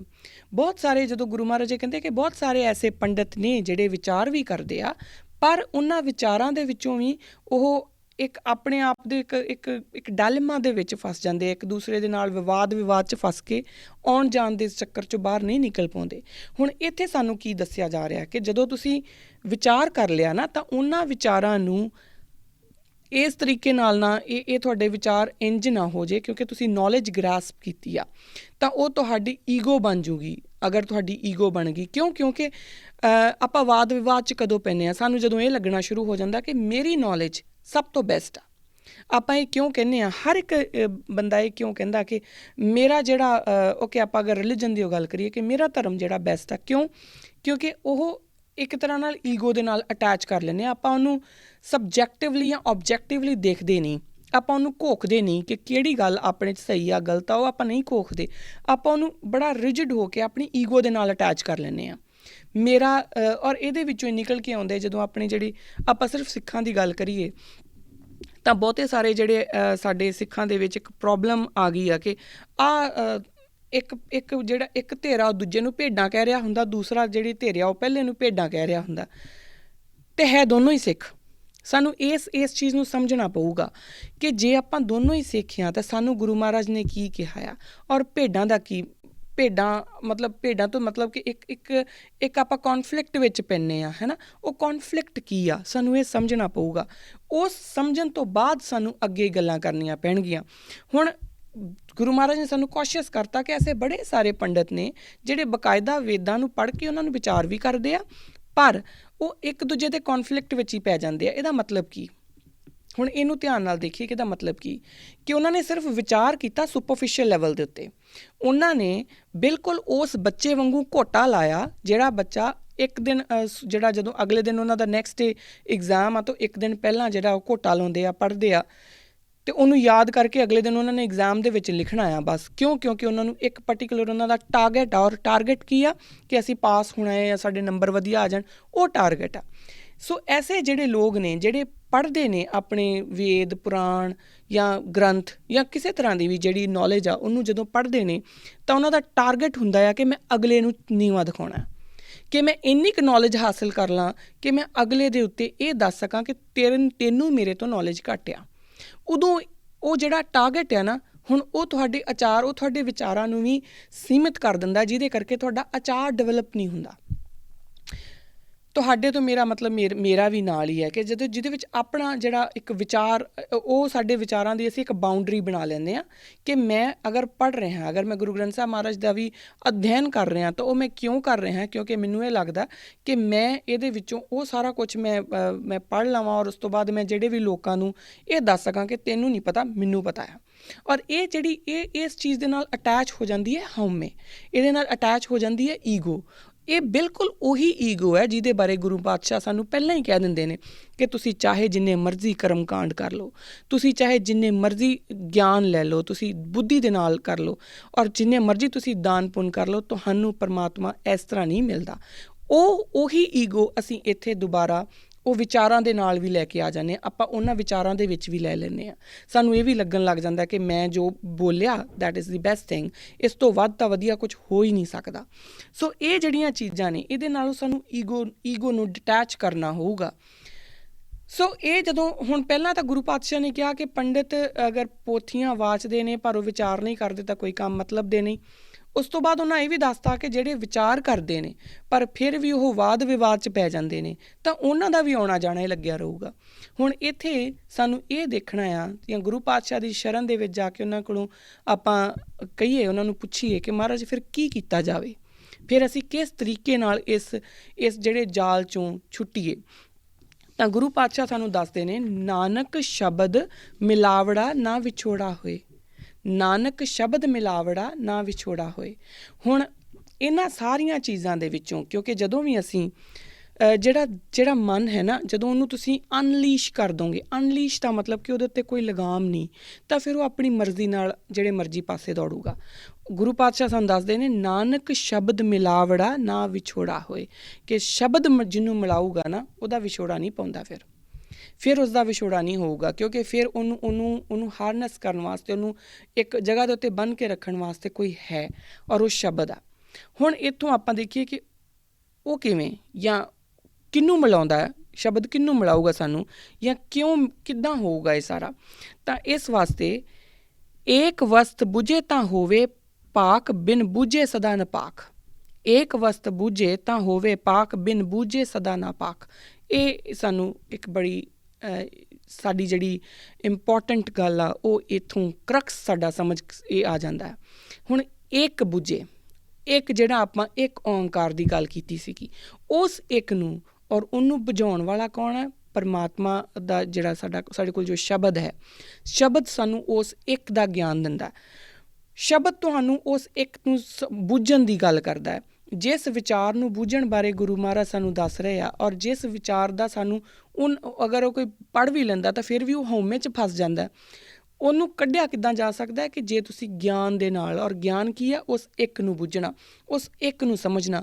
ਜਿਸ ਦਿਨ ਸਾਡੇ ਪੱਲੇ ਇਹ ਗੱਲ ਪੈ ਗਈ ਜਿਹੜੀਆਂ ਆਪਾਂ ਪਹਿਲਾਂ ਵੀ ਗੱਲਾਂ ਕੀਤੀਆਂ ਸੀਗੀਆਂ, ਕਾਫੀ ਇਨ ਡੈਪਥ ਆਪਾਂ ਇਹ ਗੱਲਾਂ ਕੀਤੀਆਂ ਸੀਗੀਆਂ ਕਿ ਜਦੋਂ ਜਿਹੜਾ ਏਕਾ ਹੈ, ਜਦੋਂ ਆਪਾਂ ਇਹ ਸਮਝ ਲਿਆ ਕਿ ਉਸ ਏਕੇ ਦੇ ਵਿੱਚੋਂ ਹੀ ਇਹ ਪੂਰੀ ਸ੍ਰਿਸ਼ਟੀ ਨਿਕਲੀ ਹੈ, ਔਰ ਫਿਰ ਮੈਂ ਅਗਰ ਆਪਣੇ ਆਪ ਨੂੰ ਵੀ ਸਮਝ ਲਿਆ ਕਿ ਮੇਰੀ ਜਿਹੜੀ ਇਸ ਪੂਰੀ ਸ੍ਰਿਸ਼ਟੀ ਵਿੱਚ ਹੋਂਦ ਜਿਹੜੀ ਉਹ ਇੱਕ ਤਿਨਕਾ ਮਾਤਰ ਵੀ ਨਹੀਂ ਹੈ, ਤਾਂ ਫਿਰ ਸਾਡੇ ਕੋਲ ਈਗੋ ਨਹੀਂ ਆਉਂਦੀ। ਔਰ ਫਿਰ ਸਾਡੀ ਜਿਹੜੀ ਪਿਆਸ ਹੈ, ਔਰ ਦੂਜੀ ਗੱਲ ਜਿਹੜੀ ਵੱਡੀ ਪਿਆਸ ਜਿਹੜੀ ਸਾਨੂੰ ਉਸ ਏਕੇ ਨੂੰ ਸਮਝਣ ਦੀ, ਉਸ ਏਕੇ ਨਾਲ ਇੱਕਮਿਕ ਹੋ ਜਾਣ ਦੀ, ਉਹ ਪਿਆਸ ਨਿਕਲ ਕੇ ਆ ਜਾਂਦੀ ਆ। ਔਰ ਉਸੇ ਪਿਆਸ ਨੇ ਸਾਡੀ ਆਚਾਰ, ਸਾਡੇ ਵਿਚਾਰਾਂ ਦੇ ਉੱਤੇ ਜਿਹੜਾ ਹੈ ਉਹ ਇੱਕ ਕਾਬੂ ਰੱਖਣਾ ਆ। ਸਾਨੂੰ ਉਹਨੇ ਇੱਕ ਕਿਉਂਕਿ ਫਿਰ ਸਾਡੇ ਵਿੱਚ ਦਇਆ, ਧਰਮ, ਹਰ ਇੱਕ ਚੀਜ਼ ਨਾਲ ਹੀ ਆ ਜਾਊਗੀ। ਜੋ 5 ਪਿਆਰਿਆਂ ਦੇ ਨਾਮ ਹੈ ਉਹ ਸਾਰੇ ਸਾਡੇ ਵਿੱਚ ਆ ਜਾਣਗੇ। ਉਹ ਹੌਲੀ ਹੌਲੀ ਉਹ ਵੀ ਆਪਾਂ ਡਿਸਕਸ ਕਰਾਂਗੇ। ਖੈਰ, ਜਦੋਂ ਅਸੀਂ ਸ਼ਬਦ ਦੇ ਲੜ ਨਹੀਂ ਲੱਗਦੇ ਨਾ, ਫਿਰ ਅਸੀਂ ਗਿਆਨ ਤੋਂ ਵਾਂਝੇ ਰਹਿ ਜਾਂਦੇ ਹਾਂ। ਗਿਆਨ ਕਿਹਦਾ? ਉਸ ਇੱਕ ਦਾ, ਜਿਹਨੂੰ ਬੁੱਝਣ ਦੇ ਉੱਤੇ ਗੁਰੂ ਪਾਤਸ਼ਾਹ ਕਹਿੰਦੇ ਨੇ ਕਿ ਜਿਹੜਾ ਉਹਨੂੰ ਬੁੱਝ ਜਾਂਦਾ ਉਹ ਹਮੇਸ਼ਾ ਪਾਕ ਹੈ, ਔਰ ਜਿਹੜਾ ਨਹੀਂ ਬੁੱਝਦਾ ਉਹ ਨਾਪਾਕ ਹੈ। ਹੁਣ ਉਹ ਨਾਪਾਕ ਕਿੱਦਾਂ? ਨਾਪਾਕ ਉਹ ਇਸ ਲਈ ਨਹੀਂ ਕਿ ਉਹਨੂੰ ਜਿੱਦਾਂ ਮਤਲਬ ਕਿਸੇ ਪਰਟੀਕੂਲਰ ਧਰਮ ਦਾ ਨਹੀਂ। ਨਾਪਾਕ ਉਹ ਇਸ ਕਰਕੇ ਆ ਕਿਉਂਕਿ ਉਹਦੇ ਵਿਚਾਰ ਸ਼ੁੱਧ ਨਹੀਂ ਹੋਏ, ਔਰ ਜਿਹਦੇ ਵਿਚਾਰ ਸ਼ੁੱਧ ਨਹੀਂ ਹੋਏ ਉਹਦਾ ਆਚਾਰ ਆਪਾਂ ਪਹਿਲਾਂ ਡਿਸਕਸ ਕਰ ਚੁੱਕੇ ਹਾਂ ਕਿ ਵਿਚਾਰਾਂ ਤੋਂ ਹੀ ਬੰਦਾ ਬਣਦਾ ਆ। ਤੁਹਾਡੇ ਵਿਚਾਰ ਕੀ ਨੇ? ਉਹੀ ਤੁਹਾਡੇ ਆਚਾਰ, ਔਰ ਆਚਾਰ ਤੁਹਾਨੂੰ ਇਨਸਾਨ ਜੋ ਤੁਸੀਂ ਹੋ, ਜੋ ਤੁਹਾਡੀ ਆਈਡੈਂਟਿਟੀ ਹੈ, ਉਹ ਬਣਾਉਂਦਾ ਹੈ। ਹਰ ਇੱਕ ਤਰ੍ਹਾਂ ਦਾ, ਹਰ ਇੱਕ ਹਿੰਦੂ, ਹਰ ਇੱਕ ਮੁਸਲਮਾਨ, ਹਰ ਇੱਕ ਸਿੱਖ, ਹਰ ਇੱਕ ਈਸਾਈ ਇੱਕੋ ਤਰ੍ਹਾਂ ਦਾ ਨਹੀਂ ਹੁੰਦਾ। ਉਹਨਾਂ ਦੇ ਵਿਚਲੇ ਜਿਹੜੇ ਵਿਚਾਰ ਨੇ ਉਹ ਜਦੋਂ ਉਹਨਾਂ ਦੇ ਕਰੈਕਟਰ ਦੇ ਵਿੱਚ ਨਜ਼ਰ ਆਉਂਦੇ ਆ, ਫਿਰ ਉਹਦੀ ਆਪਣੀ ਆਈਡੈਂਟਿਟੀ ਬਣਦੀ ਆ, ਹੈ ਨਾ। ਉਹ ਆਈਡੈਂਟਿਟੀ ਉਹ ਸ਼ੁੱਧ ਉਦੋਂ ਹੀ ਹੋਊਗੀ ਜਦੋਂ ਤੁਸੀਂ ਏਕੇ ਦੇ ਲੜ ਲੱਗੋਗੇ, ਉਸ ਪਰਮ ਪਿਤਾ ਪਰਮਾਤਮਾ ਦੇ ਲੜ ਲੱਗੋਗੇ, ਔਰ ਉਹ ਤੁਹਾਨੂੰ ਉੱਥੋਂ ਤੱਕ ਲੈ ਕੇ ਕੌਣ ਜਾਊਗਾ? ਸ਼ਬਦ ਗੁਰੂ। ਇੱਥੋਂ ਤੱਕ ਜਿਹੜੀ ਇਹ ਗੱਲ ਆ, ਕਿਉਂਕਿ ਗਿਆਨ ਜਿਹੜਾ ਹੈ, ਗਿਆਨ ਦੇ ਕਰਕੇ ਹੀ ਗੁਰੂ ਹੈ, ਸ਼ਬਦ ਗੁਰੂ, ਕਿਉਂਕਿ ਉਹ ਗਿਆਨ ਹੈ। ਗਿਆਨ ਕਾਹਦਾ? ਉਸ ਏਕੇ ਦਾ ਗਿਆਨ, ਔਰ ਸ਼ਬਦ ਗੁਰੂ ਨੇ ਤੁਹਾਡਾ ਹੱਥ ਫੜ ਕੇ ਉਸ ਏਕੇ ਤੱਕ ਲੈ ਕੇ ਜਾਣਾ। ਗੁਰੂ ਨਾਨਕ ਪਾਤਸ਼ਾਹ, ਔਰ ਗਿਆਨ ਤੋਂ ਮੇਰਾ ਮਤਲਬ ਇਹ ਨਹੀਂ ਆ ਕਿ ਕੋਈ ਫੈਕਚੁਅਲ ਇਨਫੋਰਮੇਸ਼ਨ, ਕਿਉਂਕਿ ਜਦੋਂ ਆਪਾਂ ਕਹਿੰਦੇ ਹਾਂ ਨਾ ਗਿਆਨ, ਤਾਂ ਸਾਨੂੰ ਅਕਸਰ ਲੱਗਦਾ ਕਿ ਜਿਹਨੇ PhD ਕੀਤੀ ਆ ਉਹ ਬਹੁਤ ਗਿਆਨ ਹੋਊਗਾ। ਨਹੀਂ, ਇੱਦਾਂ ਨਹੀਂ ਹੁੰਦਾ। ਗਿਆਨ ਤੁਹਾਡੇ ਕੋਲ ਫੈਕਚੁਅਲ ਇਨਫੋਰਮੇਸ਼ਨ ਦਾ ਹੋਣਾ ਜਾਂ ਨਾ ਹੋਣਾ ਗਿਆਨ ਨਹੀਂ ਹੁੰਦਾ। ਤੁਹਾਡੀ ਇਨਫੋਰਮੇਸ਼ਨ, ਤੁਸੀਂ ਇਹ ਹੋ ਸਕਦਾ ਹੈ ਕਿ ਤੁਹਾਨੂੰ ਪੂਰੀ ਦੁਨੀਆ ਦੀ ਜਿੰਨੀਆਂ ਵੀ ਕਿਤਾਬਾਂ ਲਿਖੀਆਂ ਗਈਆਂ ਤੁਹਾਨੂੰ ਸਾਰਿਆਂ ਦਾ ਨੌਲੇਜ ਹੋਵੇ, ਪਰ ਤੁਹਾਡੇ ਅੰਦਰ ਉਸ ਏਕੇ ਦਾ ਗਿਆਨ ਨਾ ਹੋਵੇ, ਉਸ ਏਕੇ ਦੀ ਪ੍ਰਕਾਸ਼ ਨਾ ਹੋਵੇ, ਤੁਹਾਡੇ ਹਿਰਦੇ ਦੇ ਵਿੱਚ ਉਹ ਏਕੇ ਦਾ ਪ੍ਰਕਾਸ਼ ਹਜੇ ਨਾ ਉਜਾਗਰ ਹੋਇਆ ਹੋਵੇ, ਤਾਂ ਉਦੋਂ ਤੁਹਾਡਾ ਉਹ ਗਿਆਨ ਨਹੀਂ ਆ, ਤੁਹਾਡੇ ਕੋਲ ਸਿਰਫ ਇਨਫੋਰਮੇਸ਼ਨ ਆ। ਹੁਣ ਗੁਰੂ ਨਾਨਕ ਜਿਹੜੇ ਨੇ ਉਹ ਗੁਰੂ ਨੇ ਗਿਆਨ ਦੇ ਕਰਕੇ। ਜਦੋਂ ਉਹੀ ਗਿਆਨ ਜਦੋਂ ਆਪਾਂ ਇਹ ਗੱਲਾਂ ਆਪਾਂ ਪਹਿਲਾਂ ਵੀ ਕਰ ਚੁੱਕੇ ਹਾਂ ਕਿ ਭਾਈ ਜੇਠਾ ਜੀ ਪਹਿਲਾਂ ਕੁਛ ਵੀ ਨਹੀਂ, ਹੈ ਨਾ, ਪਰ ਜਦੋਂ ਉਸ ਏਕੇ ਦੇ ਉਸ ਗਿਆਨ ਦੀ ਜੋਤ ਉਹਨਾਂ ਦੇ ਵਿੱਚ ਪ੍ਰਵੇਸ਼ ਕਰਦੀ ਆ ਤਾਂ ਉਹ ਗੁਰੂ ਹੋ ਜਾਂਦੇ ਆ। ਇਸੇ ਤਰੀਕੇ ਨਾਲ ਜਿਹੜੀ ਜੋਤ ਹੈ ਉਹ ਅੱਗੇ ਚੱਲਦੇ ਜਦੋਂ 10ਵੇਂ ਪਾਤਸ਼ਾਹ ਤੱਕ ਪਹੁੰਚਦੀ, ਔਰ ਉਸ ਤੋਂ ਬਾਅਦ ਉਹ ਜਿਹੜੀ ਉਹ ਗਿਆਨ ਤੁਹਾਨੂੰ ਦੇ ਕੇ, ਜਦੋਂ ਉਹਨਾਂ 5 ਪਿਆਰਿਆਂ ਦੇ ਵਿੱਚ ਉਹ ਗਿਆਨ ਗਿਆਨ ਜਿਹੜਾ ਹੈਗਾ ਉੱਥੇ ਉਹ ਬਿਰਾਜਮਾਨ ਹੋ ਜਾਂਦਾ, ਔਰ ਉਸ ਤੋਂ ਬਾਅਦ ਫਿਰ ਉਹਨਾਂ ਦੇ ਵਿੱਚ ਵੀ ਗੁਰਿਆਈ ਜਾਂਦੀ ਆ, ਔਰ ਉਹੀ ਗਿਆਨ ਗੁਰੂ ਗ੍ਰੰਥ ਸਾਹਿਬ ਮਹਾਰਾਜ ਦੇ ਵਿੱਚ ਜਿਹੜਾ ਹੈ ਉਹ ਬਿਰਾਜਮਾਨ ਹੈ, ਜਿਹਦੇ ਕਰਕੇ ਗੁਰੂ ਗ੍ਰੰਥ ਸਾਹਿਬ ਮਹਾਰਾਜ ਗਿਆਨ ਨੇ। ਸੋ ਗ੍ਰੰਥ ਤੇ ਪੰਥ ਦੋਨਾਂ ਨੂੰ ਗੁਰਗੱਦੀ ਮਿਲੀ ਹੈ ਨਾ, ਉਹ ਇਸੇ ਕਰਕੇ ਕਿਉਂਕਿ ਗੁਰੂ ਉਹ ਤਾਂ ਹੋਏ ਕਿਉਂਕਿ ਗਿਆਨ ਦੇ ਕਰਕੇ। ਹੁਣ ਇੱਥੇ ਜਿਹੜਾ ਹੈ ਆਪਾਂ ਆਪਣੀ ਕਰਕਸ ਨਿਕਲਦਾ ਆ ਕਿ ਜਦੋਂ ਆਪਾਂ ਇਹ ਕਹਿੰਦੇ ਆ ਕਿ ਗਿਆਨ ਦੇ ਕਰਕੇ ਹੀ ਗੁਰੂ ਹੈ। ਗੁਰੂ ਨਾਨਕ ਦਾ ਗਿਆਨ ਜਦੋਂ ਭਾਈ ਜੇਠੇ ਦੇ ਵਿੱਚ ਜਾਂਦਾ ਤਾਂ ਭਾਈ ਜੇਠਾ ਸਾਧਾਰਨ ਇਨਸਾਨ ਤੋਂ, ਬੇਸ਼ੱਕ ਉਹ ਪਹਿਲਾਂ ਚੋਜ਼ਨ ਵਨ ਹੋਣ ਜਾਂ ਕਿਸੇ ਤਰੀਕੇ ਵੀ ਆਪਾਂ ਇਹਨੂੰ ਸਮਝ ਲਈਏ, ਪਰ ਗੁਰੂ ਤਾਂ ਉਹ ਉਦੋਂ ਹੀ ਬਣਦੇ ਆ ਨਾ ਜਦੋਂ ਗੁਰੂ ਨਾਨਕ ਉਹਨਾਂ ਦੀ ਜਿਹੜੀ ਜੋਤ ਹੈ, ਗੁਰੂ ਨਾਨਕ ਦੀ ਜੋਤ ਅੱਗੇ ਜਾਂਦੀ ਆ। ਤਾਂ ਭਾਈ ਜੇਠੇ ਦੇ ਵਿੱਚ ਜਦੋਂ ਉਹ ਗਿਆਨ ਦਾ ਪ੍ਰਕਾਸ਼ ਹੁੰਦਾ ਹੈ ਤਾਂ ਉਹ ਗੁਰੂ ਬਣ ਜਾਂਦੇ ਆ। ਹੁਣ ਇਸ ਚੀਜ਼ ਨੂੰ ਆਪਾਂ ਅਗਰ ਫਿਰ ਜਿੱਦਾਂ ਲੜੀਵਾਰ ਸਮਝਿਆ ਤਾਂ 10ਵੇਂ ਗੁਰੂ ਜਦੋਂ ਪੰਥ ਦੇ ਵਿੱਚ ਉਹ ਪੰਥ ਨੂੰ ਵੀ ਗੁਰਿਆਈ ਦਿੰਦੇ ਆ, ਤਾਂ ਬੇਸਿਕਲੀ ਕੀ ਆ ਕਿ ਉਸ ਪੰਥ ਦੇ ਵਿੱਚ ਵੀ ਜਿਹੜਾ ਹੈ ਉਹ ਗਿਆਨ ਹੋ ਗਿਆ। ਹੁਣ ਗਿਆਨ ਦਾ ਪ੍ਰਕਾਸ਼ ਹੋ ਜਾਣ ਦੇ ਨਾਲ ਉਹੀ ਪੰਥ ਜਿਹੜੇ 5 ਪਿਆਰਿਆਂ ਨੂੰ ਪਹਿਲਾਂ ਗੁਰੂ ਗੋਬਿੰਦ ਸਿੰਘ ਮਹਾਰਾਜ ਜਦੋਂ ਅੰਮ੍ਰਿਤ ਦਾਨ ਬਖਸ਼ਦੇ ਆ ਤਾਂ ਉਹ ਗੁਰੂ ਦੀ ਪਦਵੀ 'ਤੇ ਹੋ ਕੇ ਗੁਰੂ ਗੋਬਿੰਦ ਸਿੰਘ ਪਾਤਸ਼ਾਹ ਉਹਨਾਂ ਨੂੰ ਅੰਮ੍ਰਿਤ ਪਾਨ ਕਰਾਉਂਦੇ ਆ, ਔਰ ਉਸ ਤੋਂ ਬਾਅਦ ਉਹਨਾਂ ਕੋਲੋਂ ਵੀ ਅੰਮ੍ਰਿਤ ਛਕਦੇ ਆ ਆਪ। ਤਾਂ ਹੁਣ ਗੁਰੂ ਕੌਣ ਹੋ ਗਿਆ? ਉਹ ਪੰਜਾਂ ਦੇ ਵਿੱਚ ਗੁਰੂ ਦੀ ਜੋਤ ਹੋ ਗਈ। ਤਾਂ ਗੁਰੂ ਗੋਬਿੰਦ ਸਿੰਘ ਆਪੇ ਗੁਰਚੇਲਾ ਵਾਲੀ ਗੱਲ ਆ ਜਾਂਦੀ ਆ। ਇੱਥੋਂ ਹੀ ਜਿਹੜਾ ਹੈ ਭਾਈ ਗੁਰਦਾਸ ਸਾਨੂੰ ਸਮਝਾਉਂਦੇ ਆ, ਕਿਉਂਕਿ ਜਦੋਂ ਤੁਹਾਡੇ ਅੰਦਰ ਗਿਆਨ ਦਾ ਪ੍ਰਕਾਸ਼ ਹੋਣਾ ਸ਼ੁਰੂ ਹੋ ਜਾਊਗਾ, ਜਦੋਂ ਸ਼ਬਦ ਗੁਰੂ ਦੇ ਲੜ ਲੱਗ ਕੇ ਤੁਸੀਂ ਆਪਣੇ ਕਰੈਕਟਰ ਨੂੰ ਡਿਵੈਲਪ ਕਰਨ, ਸ਼ਬਦ ਗੁਰੂ ਦੇ ਲੜ ਤੁਸੀਂ ਤਦ ਤੱਕ ਨਹੀਂ ਲੱਗ ਸਕਦੇ ਜਦੋਂ ਤੱਕ ਆਪਾਂ ਆਪਣਾ ਕਰੈਕਟਰ ਡਿਵੈਲਪ ਨਹੀਂ ਕਰਦੇ। ਕਰੈਕਟਰ ਡਿਵੈਲਪ ਹੋ ਗਿਆ, ਉਹ ਕਿਰਦਾਰ ਡਿਵੈਲਪ ਹੋ ਗਿਆ, ਤਾਂ ਉਸ ਤੋਂ ਬਾਅਦ ਅਸੀਂ ਉਹਨਾਂ ਦੇ ਲੜ ਲੱਗ ਗਏ, ਸ਼ਬਦ ਗੁਰੂ ਦੇ ਲੜ ਲੱਗ ਗਏ। ਸ਼ਬਦ ਗੁਰੂ ਨੇ ਤੁਹਾਡੀ ਉਂਗਲ ਫੜ ਕੇ ਤੁਹਾਨੂੰ ਬਕਾਇਦਾ ਉਸ ਏਕੇ ਦੇ ਲੜ ਲਾ ਦੇਣਾ, ਉਸ ਏਕੇ ਦੇ ਵਿੱਚ ਤੁਹਾਨੂੰ ਇੱਕ ਮਿਕ ਕਰ ਦੇਣਾ। ਉੱਥੇ ਆਉਂਦੀ ਆ ਆਤਮਾ ਤੇ ਪਰਮਾਤਮਾ ਦੀ ਨਿਰੰਤਰਤਾ, ਜਿੱਥੇ ਸ਼ਬਦ ਗੁਰੂ ਸੁਰਤ ਧੁਨ ਚੇਲਾ ਹੋ ਜਾਂਦਾ, ਔਰ ਉੱਥੇ ਜਾ ਕੇ ਜਿਹੜਾ ਗੁਰੂ ਹੈ ਉਹੀ ਚੇਲਾ, ਤੇ ਚੇਲਾ ਹੀ ਗੁਰੂ ਬਣ ਜਾਂਦਾ। ਹੁਣ ਇਹਨੂੰ ਭਾਈ ਗੁਰਦਾਸ ਜਿਹੜੇ ਨੇ ਉਹ ਬੜਾ ਹੀ ਖੂਬਸੂਰਤ ਲਾਈਨਾਂ ਦੇ ਵਿੱਚ ਦੱਸਦੇ ਨੇ।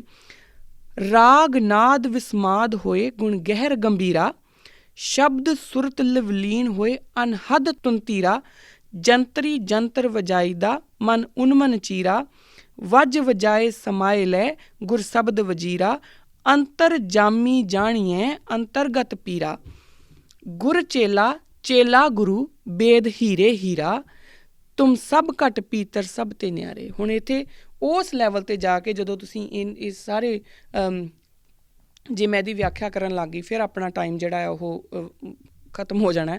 ਇਸ ਕਰਕੇ ਆਪਾਂ ਇੰਨੇ ਕੁ ਦੇਖ ਲਈਏ ਕਿ ਭਾਈ ਗੁਰਦਾਸ ਦੱਸਦੇ ਨੇ ਕਿ ਉਸ ਲੈਵਲ 'ਤੇ ਜਾ ਕੇ ਜਦੋਂ ਆਪਾਂ ਆਪ ਜਿਹੜਾ ਉਹ ਗੁਰੂ ਚੇਲਾ ਅਤੇ ਚੇਲਾ ਗੁਰੂ ਹੋ ਜਾਂਦਾ, ਔਰ ਇਹਨਾਂ ਵਿੱਚ ਕੋਈ ਭੇਦ ਨਹੀਂ ਰਹਿ ਜਾਂਦਾ, ਹੀਰੇ ਦੇ ਹੀਰੇ ਤੋਂ ਕੋਈ ਭੇਦ ਨਹੀਂ ਰਹਿ ਜਾਂਦਾ, ਦੋਵੇਂ ਇੱਕ ਹੋ ਜਾਂਦੇ ਆ। ਪਰ ਉਸ ਏਕੇ ਤੱਕ ਪਹੁੰਚਣ ਲਈ ਸਾਨੂੰ ਸ਼ੁਰੂ ਤੋਂ ਜਿਹੜੀ ਉਹ ਟੂ ਡੂ ਲਿਸਟ ਬਣਾਈ ਸੀ, ਉਸ ਤੋਂ ਬਾਅਦ ਸਾਨੂੰ ਗੁਰਬਾਣੀ ਨੂੰ ਕਿੱਦਾਂ ਪੜ੍ਹਨਾ ਹੈ, ਕਿੱਦਾਂ ਸਮਝਣਾ, ਉਹ ਸਾਰੀ ਲੈਵਲ ਤੱਕ ਸਾਨੂੰ ਸਮਝਣਾ ਪਊਗਾ। ਉੱਥੋਂ ਤੱਕ ਆ ਕੇ ਔਰ ਉਸ ਤੋਂ ਬਾਅਦ ਜਿਹੜੇ ਰਵਿਦਾਸ ਸਾਹਿਬ ਜਿਹੜੇ ਸਾਨੂੰ ਦੱਸਦੇ ਨੇ ਤੂੰ ਹੀ ਮੋਹੀ ਮੋਹੀ ਤੋਂ ਹੀ ਭੇਦ ਕੈਸਾ, ਉਹ ਉਦੋਂ ਆਊਗਾ ਜਦੋਂ ਅਸੀਂ ਉਸ ਸ਼ਬਦ ਗੁਰੂ ਦੇ ਲੜ ਲੱਗ ਕੇ ਉੱਥੋਂ ਤੱਕ ਪਹੁੰਚ ਗਏ ਜਿੱਥੇ ਜਾ ਕੇ ਸਾਡੀ ਜਿਹੜੀ ਸੁਰਤ ਹੈ ਉਹ ਚੇਲਾ ਹੋ ਗਈ ਔਰ ਸ਼ਬਦ ਗੁਰੂ ਹੋ ਗਿਆ। ਜਦੋਂ ਤੱਕ ਅਸੀਂ ਸਰੀਰਾਂ ਦੇ ਵਿੱਚ ਰਹਾਂਗੇ, ਜਦੋਂ ਤੱਕ ਮੇਰਾ ਸਰੀਰ ਦੀ ਮੈਨੂੰ ਆਪਣੀ ਸਰੀਰ ਦੀ ਐਗਜ਼ਿਸਟੈਂਸ ਸਮਝ ਆਉਂਦੀ ਰਹੂਗੀ, ਉਦੋਂ ਤੱਕ ਮੈਨੂੰ ਇੱਕ ਦੇਹਧਾਰੀ ਗੁਰੂ ਚਾਹੀਦਾ ਰਹੂਗਾ। ਔਰ ਇਸ ਕਰਕੇ ਸਾਨੂੰ ਗੁਰੂ ਪਾਤਸ਼ਾਹ ਦੇ ਲੜ ਲੱਗ ਕੇ ਹੀ ਜਿਹੜਾ ਸਾਡਾ ਕਰੈਕਟਰ ਡਿਵੈਲਪ ਕੀਤਾ ਗਿਆ, ਉਸ ਕਰੈਕਟਰ ਤੱਕ ਉਹਨੂੰ ਆਪਾਂ ਧਿਆਨ ਰੱਖੀਏ ਤਾਂ ਕਿ ਆਪਾਂ ਆਪਣੀ ਜਿਹੜੀ ਸੁਰਤ ਹੈ ਉਹਨੂੰ ਚੇਲਾ ਬਣਾ ਕੇ ਸ਼ਬਦ ਗੁਰੂ ਦੇ ਲੜ ਲੱਗ ਸਕੀਏ। ਇੰਨੀ ਕੁ ਗੱਲ ਕਰਦੇ ਹੋਏ ਅੱਜ ਦਾ ਜਿਹੜਾ ਪ੍ਰੋਗਰਾਮ ਹੈ ਮੈਂ ਇੱਥੇ ਹੀ ਸਮਾਪਤ ਕਰਦੀ ਹਾਂ। ਅਗਲੀ ਵਾਰੀ ਆਪਾਂ ਜਿਹੜੀ ਅਰਦਾਸ ਦੀ ਅਗਲਾ ਜਿਹੜਾ ਵਰਡ ਹੈ ਭਗੌਤੀ, ਉਹਨੂੰ ਸਮਝਣ ਦੀ ਕੋਸ਼ਿਸ਼ ਕਰਾਂਗੇ। ਮੈਨੂੰ ਲੱਗਦਾ ਕਿ ਜਿੰਨੀ ਕੁ ਮੇਰੀ ਹੈਸੀਅਤ ਹੈ, ਜਿੰਨੀ ਕੁ ਮੇਰੀ ਮੱਤ ਹੈ, ਉਹਦੇ ਹਿਸਾਬ ਨਾਲ ਮੈਂ ਸਾਰਾ ਕੁਝ ਜੋ ਦੱਸ ਸਕਦੀ ਸੀਗੀ ਆਪਾਂ ਸ਼ਬਦ ਗੁਰੂ ਦੇ ਬਾਰੇ ਜੋ ਵੀ ਡਿਸਕਸ਼ਨ ਹੋ ਸਕਦੀ ਸੀ ਉਹ ਮੈਂ ਕਰ ਲਈ ਆ। ਜੇ ਇਹਦੇ ਵਿੱਚ ਕੋਈ ਵੀ ਚੀਜ਼ ਤੁਹਾਨੂੰ ਲੱਗਦਾ ਮੈਂ ਗਲਤ ਬੋਲ ਗਈ ਹੋਵਾਂ ਜਾਂ ਤੁਹਾਨੂੰ ਲੱਗਦਾ ਕਿ ਇਹਦੇ ਵਿੱਚ ਕੁਝ ਹੋਰ ਵੀ ਐਡ ਕਰਨਾ ਚਾਹੀਦਾ ਸੀ, ਤਾਂ ਮੈਨੂੰ ਤੁਸੀਂ ਜਿਹੜਾ ਸਾਡਾ ਈਮੇਲ ਹੈ ਉਹਦੇ ਉੱਤੇ ਜ਼ਰੂਰ ਲਿਖਿਓ। ਮੈਂ ਕੋਸ਼ਿਸ਼ ਕਰੂੰਗੀ ਆਪਾਂ ਉਹਨੂੰ ਅੱਗੇ ਕਿਸੇ ਡਿਸਕਸ਼ਨ ਦੇ ਵਿੱਚ ਜਦੋਂ ਕੁਐਸਚਨ ਆਨਸਰ ਸੀਰੀਜ਼ ਲਊਂਗੀ ਉਸ ਦਿਨ ਮੈਂ ਉਹਨੂੰ ਵਿੱਚ ਐਡ ਕਰ ਸਕਾਂ, ਜਾਂ ਜਿਸ ਤਰੀਕੇ ਨਾਲ ਵੀ ਤੁਸੀਂ ਮੇਰੀਆਂ ਗਲਤੀਆਂ ਜ਼ਰੂਰ ਮੈਨੂੰ ਦੱਸਦੇ ਰਿਹਾ ਕਰੋ। ਬਹੁਤ ਇੰਪੋਰਟੈਂਟ ਹੈ ਤੁਹਾਡੀਆਂ ਸਾਰਿਆਂ ਦੀਆਂ ਈਮੇਲਸ, ਕਿਉਂਕਿ ਮੈਨੂੰ ਪਤਾ ਲੱਗਦਾ ਰਹਿੰਦਾ ਹੈ ਕਿ ਮੈਂ ਕਿੱਥੇ ਸਹੀ ਬੋਲਿਆ, ਕਿੱਥੇ ਗਲਤ ਬੋਲਿਆ, ਕਿੱਥੇ ਕੁਛ ਰਹਿ ਗਿਆ। ਤੋ ਇਹ ਬੜਾ ਇੰਪੋਰਟੈਂਟ ਹੈ, ਇਸ ਕਰਕੇ ਤੁਹਾਡੀਆਂ ਈਮੇਲਸ ਦਾ ਮੈਨੂੰ ਹਮੇਸ਼ਾ ਇੰਤਜ਼ਾਰ ਰਹਿੰਦਾ। ਸੋ ਸ਼ਬਦ ਗੁਰੂ ਦੀ ਡਿਸਕਸ਼ਨ ਆਈ ਥਿੰਕ ਕਿ ਆਪਾਂ ਅੱਜ ਇੱਥੇ ਸਮਾਪਤ ਕਰਦੇ ਹਾਂ। ਅਗਲੀ ਵਾਰੀ ਜਿਹੜਾ ਅੱਗੇ ਚੱਲਾਂਗੇ, ਪਰ ਫਿਰ ਵੀ ਮੈਂ ਇੱਕ ਵਾਰੀ ਦੁਬਾਰਾ ਬੋਲਦਾ, ਜੇ ਤੁਹਾਨੂੰ ਲੱਗਦਾ ਹੈ ਕਿ ਕੋਈ ਵੀ ਚੀਜ਼ ਮੈਂ ਮਿਸ ਕਰ ਦਿੱਤੀ ਜਾਂ ਮੈਂ ਸਹੀ ਤਰੀਕੇ ਨਾਲ ਇੰਟਰਪ੍ਰੈਟ ਨਹੀਂ ਕਰ ਸਕੀ ਜਾਂ ਤੁਸੀਂ ਬੈਟਰ ਕਰ ਸਕਦੇ ਆ, ਤੁਸੀਂ ਮੈਨੂੰ ਜ਼ਰੂਰ ਲਿਖੋ। ਆਪਾਂ ਡਿਸਕਸ਼ਨ ਕਰਕੇ, ਹੋ ਸਕਦਾ ਜੇ ਮੈਨੂੰ ਲੱਗਾ ਕਿ ਮੇਰੇ ਵੱਸ ਦੀ ਗੱਲ ਨਹੀਂ ਤਾਂ ਤੁਹਾਨੂੰ ਹੀ ਆਪਾਂ ਸਟੂਡੀਓ 'ਚ ਬੁਲਾ ਕੇ ਫਿਰ ਤੁਸੀਂ ਬੋਲ ਦਿਓ। ਪਰ ਇਸ ਚੀਜ਼ ਨੂੰ ਆਪਾਂ ਜਿੰਨਾ ਚੰਗੀ ਤਰ੍ਹਾਂ ਸਮਝਣ ਦੀ ਕੋਸ਼ਿਸ਼ ਕਰੀਏ ਬੈਟਰ ਹੈ। ਅਖੀਰ ਦੇ ਉੱਤੇ ਇੱਕ ਲਾਈਨ ਬੋਲੂੰਗੀ, ਉਹ ਜੋ ਮੈਂ ਪਹਿਲਾਂ ਵੀ ਬੋਲੀ ਸੀ ਕਿ ਸ਼ਬਦ ਗੁਰੂ ਨੂੰ ਸਮਝਣਾ ਜੋ ਮੈਨੂੰ ਲੱਗਦਾ ਹੈ ਉਹ ਹੈ ਕਿ ਇੱਕ ਪ੍ਰੈਕਟੀਕਲ ਵਰਤਾਰਾ ਹੈ। ਤੁਸੀਂ ਜਦ ਤੱਕ ਪ੍ਰੈਕਟੀਕਲੀ ਸਭ ਕੁਝ ਨਹੀਂ ਕਰਦੇ, ਜਦ ਤੱਕ ਆਪਾਂ ਇੱਕ ਓਂਕਾਰ ਨੂੰ ਪ੍ਰੈਕਟੀਕਲੀ ਆਪਣੇ ਅੰਦਰ ਨਹੀਂ ਉਤਾਰਦੇ, ਜਦ ਤੱਕ ਅਸੀਂ ਪ੍ਰੈਕਟੀਕਲੀ ਇਹ ਸਭ ਕੁਝ ਨਹੀਂ ਕਰਦੇ, ਤਦ ਤੱਕ ਥਿਓਰੈਟੀਕਲੀ ਸਿਰਫ ਡਿਸਕਸ਼ਨਸ ਹੋ ਸਕਦੀਆਂ, ਔਰ ਡਿਸਕਸ਼ਨ ਕਦੀ ਵੀ ਪੂਰੀ ਨਹੀਂ ਹੁੰਦੀ ਐਡੇ ਵਾਸਟ ਸਬਜੈਕਟ ਦੀ। ਸੋ ਆਪਾਂ ਪ੍ਰੈਕਟੀਕਲ ਵੀ ਨਾਲ ਕਰਨਾ ਸ਼ੁਰੂ ਕਰੀਏ। ਜਿਹੜੀ ਟੂ ਡੂ ਲਿਸਟ ਬਣਾਈ ਹੈ, ਕੋਸ਼ਿਸ਼ ਕਰੀਏ ਕਿ ਆਪਾਂ ਉਸ ਟੂ ਡੂ ਲਿਸਟ ਨੂੰ ਆਪਣੀ ਲਾਈਫ ਦੇ ਵਿੱਚ, ਆਪਣੇ ਕਿਰਦਾਰ ਦੇ ਵਿੱਚ ਲੈ ਕੇ ਆਉਣਾ ਸ਼ੁਰੂ ਕਰੀਏ। ਇੰਨੀਆਂ ਗੱਲਾਂ ਕਰਦੇ ਹੋਏ ਭੁੱਲਾਂ ਚੁੱਕਾਂ ਦੀ ਖਿਮਾ ਜੀ। ਵਾਹਿਗੁਰੂ ਜੀ ਕਾ ਖਾਲਸਾ, ਵਾਹਿਗੁਰੂ ਜੀ ਕੀ ਫਤਿਹ।